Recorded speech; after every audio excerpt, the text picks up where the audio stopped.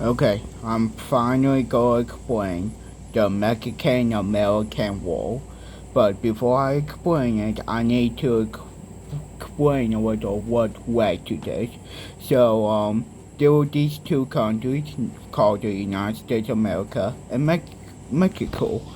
I don't know why I said Mexico like that, but anyways, the United States of America, they have been expanding towards the way to get bigger, more powerful, and so on and so on. While this country called Mexico, they have just gained independence from Spain in 1821, and the U.S., especially with the 11th President James K. Polk, won the Southern Territories, or what we now know as the Southern West of America, and was part of Mexico, like Texas, California, Nevada, Arizona, New Mexico, part of Colorado. Um, so we want those territories. And later on in the 1830s, Texas was gaining independence from Mexico. And for example, like the Battle of Alamo, that come from. And Texas eventually won their independence and became their own country.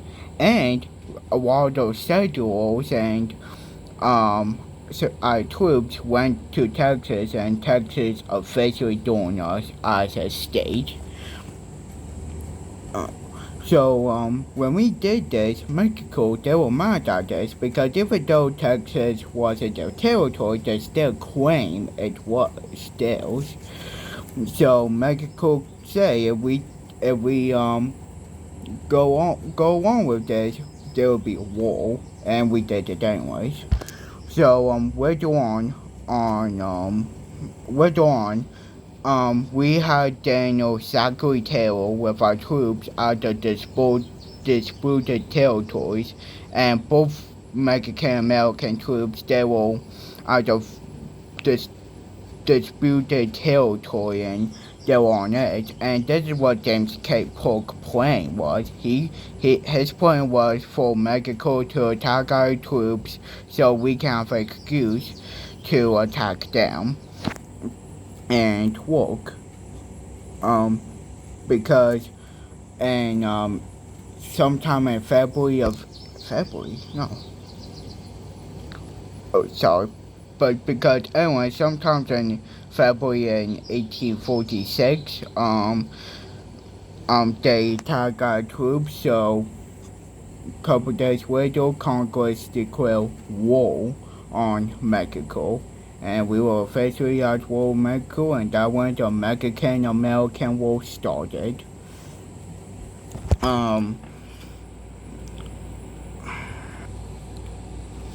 and Secretary Taylor, he got his troops to the south, and then there was the first battle of the war. Well, Mexico, they had way more troops than us, but even though they had more troops than us, Secretary Taylor, he had wider and heavy artillery. So even though they had more troops than us, we had more powerful weapons and was able to destroy the Mexican army and like the first couple months of the war. And then the next day we passed them to the Rio Grande River. So we had control of Texas and Rio Grande now. And we kept pushing south while our Navy take control for California and our other troops, and then take over Nevada, Arizona, New Mexico, Texas, Colorado. But finally, we in September of 1847, no, 1846. Sorry, I didn't mean to get all that screwed up. But we make it. Dr. Taylor make it to the Mexican town of Monterrey. Well, there was this massive fortress where the Mexican military was using, and they were way overpowered than us because there are more troops, and they were on harder ground and had this fortress that they control. So we fought hard, but we were about to lose. But we were eventually able to win and invade Monterey. Now while all this is happening, there was another general named Winfield Scott, and he's very important because people think Zachary Taylor took over Mexican City, but that's not true at all. He did move south, and he did take over like the entire north of Mexico, but did not take over Mexico City. That was Winfield Scott, because Winfield Scott and about 4,000 troops, well, more than that, crossed the Gulf of Mexico, which is now called the Gulf of America, and went into the port town of Veracruz, and this little port town called Veracruz. And there was a battle of Veracruz, and we won that, and we kept, and then Winfield Scott keep moving toward Mexican City. But before that, Santa Anna, that was the then main general during this war on Mexico side, he had a couple points on his troops. He used the Rough Mountains to help Mexico defend themselves, and then also Zachary Taylor was coming from the north to the south. When Santa Anna had about a lot more troops than Zachary Taylor, and tell Zachary Taylor to surrender. And I thought when the battle started, Zachary Taylor was losing, but then Zachary Taylor started winning. And he eventually won. And that when we won the northern Japan, Mexico. But then was Winfield Scott keep moving, and finally he got to Mexico City. Now Mexico City, it was also a fortress, but even though it was very hard with how many Mexican troops were still left, and we were kind of out of our supplies because we got deep into Mexico, so our supplies weren't as good, and they killed all of our soldiers. We were still able to fight and finally capture Mexico City, ending the military conflict. Now later on in the year 1848, the U.S. and Mexico make a deal. We were first planning of the take over the entire country of Mexico, but decided not to because that's way more than we were supposed to, for one, and for two, a lot of people didn't want to, and for three, cultural reasons. So we make a deal with Mexico, and we give them about $15 million for Texas, California, New Mexico, Arizona, Colorado, and got the entire southern west as we know it today.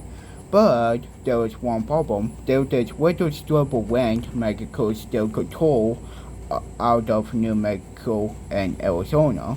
So later on, the 14th president, Franklin Pierce, bought it because there was a gold rush in California, and it was kind of hard to get the supplies to like Washington D.C. But that strip Mexico have, it was clear. So Franklin Pierce bought it, and that created the complete rural 48 states of the United States of America we know as today, and the current state of Mexico we also know as today. But I want to start for also this war killed about 45,000 people. I think we lose about 15,000, while Mexico lose about 25,000, so about 45,000. But then once this war, it started in 1846 and ended in 1848, and it created the United States of America and the Mexican borders we know today. But I want to start for this video. Well then, I'm sorry for not explaining it as good I was supposed to. I tried my best to not stumble a lot, but I'm sorry I stumbled in this video a couple times. But anyways, once I die for this video, God bless you all. And remember, Jesus Christ is your Lord and Savior. He died for all your sins. And yeah, see you later. God bless you all. And also, thank you for 292 subscribers. We're also close to 300 subscribers. But yeah, see you later. God bless you all.